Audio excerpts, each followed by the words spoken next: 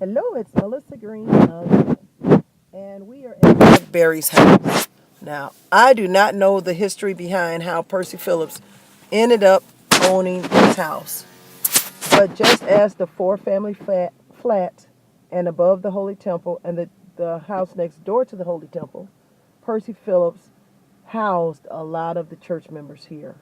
His brother-in-law and sister-in-law lived here, and when they got married, she had a lot of children.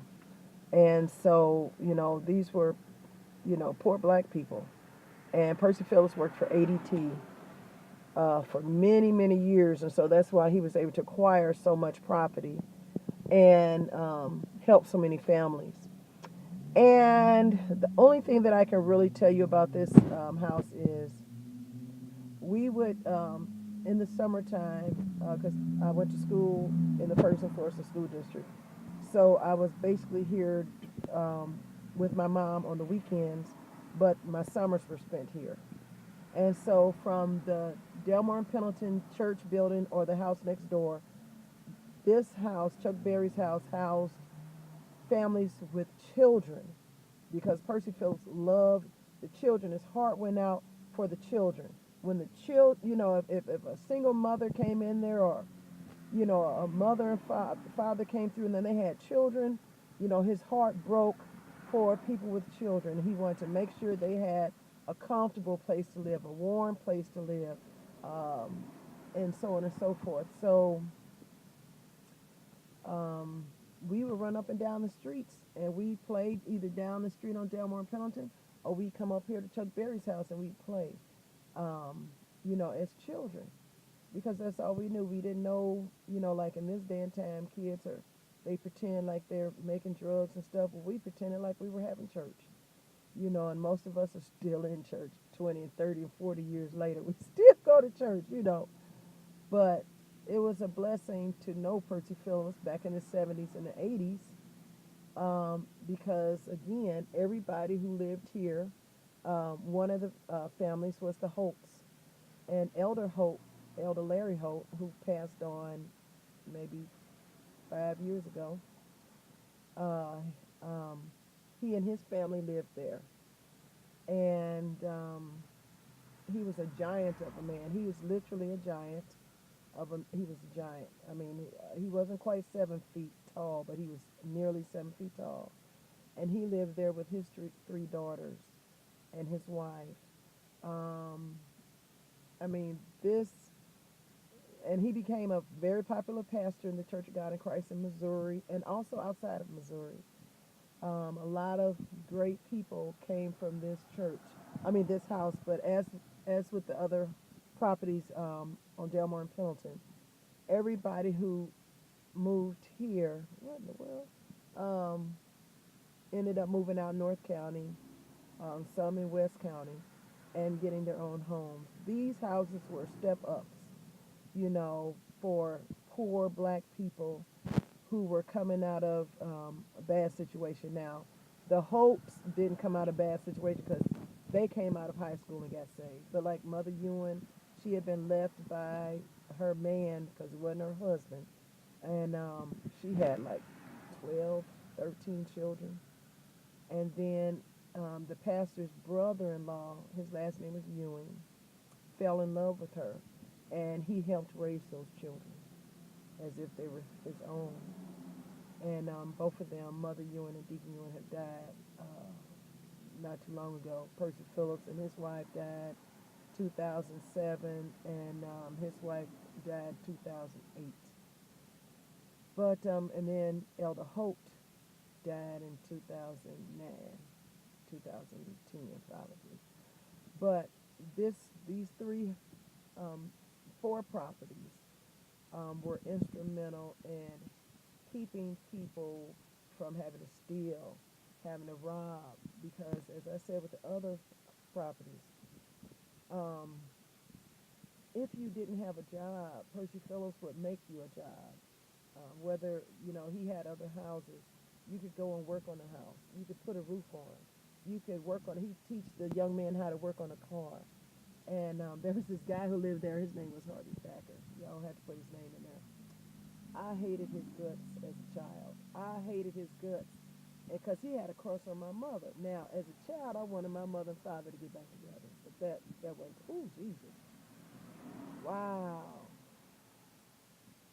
So Harvey Thacker would mimic Percy Phillips. I mean, mimic. I mean, you would think sometimes that Percy Phillips coming around because Harvey Thacker was.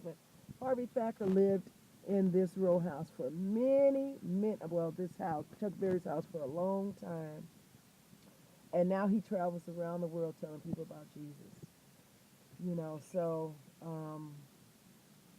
this street, oh, I forgot. There's a house in the middle there. I don't know which one. There was a family, the Robies, Roby. Mother Roby had 10 or 11, 12 kids. Back then, they'd have a lot of kids, Lord Jesus. And they pressed our hair, gave us perms and all that kind of stuff, taught us how to sew and all that. But this street from Newstead down to Pendleton, right here on Delmar, was a village. It was a little village. And a lot of us were able to come out safe.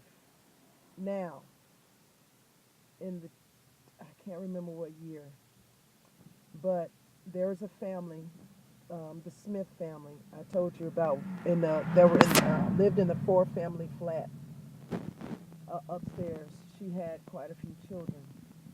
Well, one of her sons' name was Travis, and we were having a Christmas or Easter rehearsal at the church, and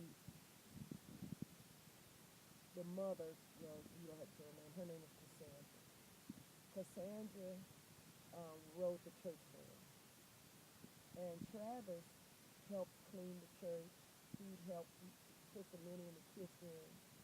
He played the drums a little bit, but he's a straight A student on the Parkway School District. He had a job at the Cheshire Inn over there on Clayton Road, and everybody loved Travis. When And so one Friday night after service, and we would eat every. We were some of the eat. I'm not skinny now. We were some of the eatingest people. We'd have a full breakfast Friday night, and then Saturday, because we had church 7 days a week. And Travis, the church band was overran with people this particular Friday night. And they had to go back to that red row house back there, the four-family flat. And Travis had a 10-speed bike that he would ride to and fro church. And I'm talking about way back there on Delmar and Pendleton, all the way to Natural Bridge and Pine Grove in Pine Lawn, Missouri. One Friday night he didn't make it home. Over there on Finney, and I remember because, you were talking about Finney when we were in the church. And some young gangbangers were driving down the street and had decided the next person they saw they were going to kill. And Travis had given up his seat on the church van for one of the sisters, the older lady, and said, "I'll ride the bike," which he had done so many times before. And sure enough, for whatever time in the morning, he finally made it down here on Finney. They were riding by the car and shot killed. And it was just surreal. And Cassandra, she was babysitting my daughter. And I never forget when they went to the school and they opened it, had to crack the lock open. He had pictures of my daughter because he was a photographer that he had taken of her because Travis was the only one who could get her to stop crying. She was spoiled, she's my only child. And he had little pictures of her in the locker with his other sisters and with his family. But it was a horrific time for us because he was a good boy. He was respectable. He was mannerable. The money he made at the Cheshire Inn, he was helping pay bills, helping his mom pay bills.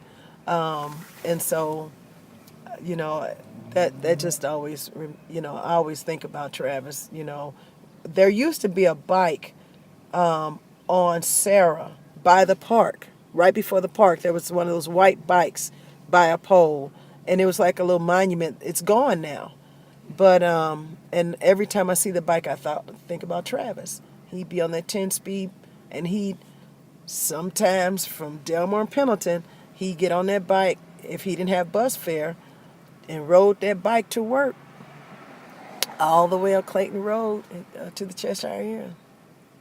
But that's my story. That's the end of my story. I get too emotional.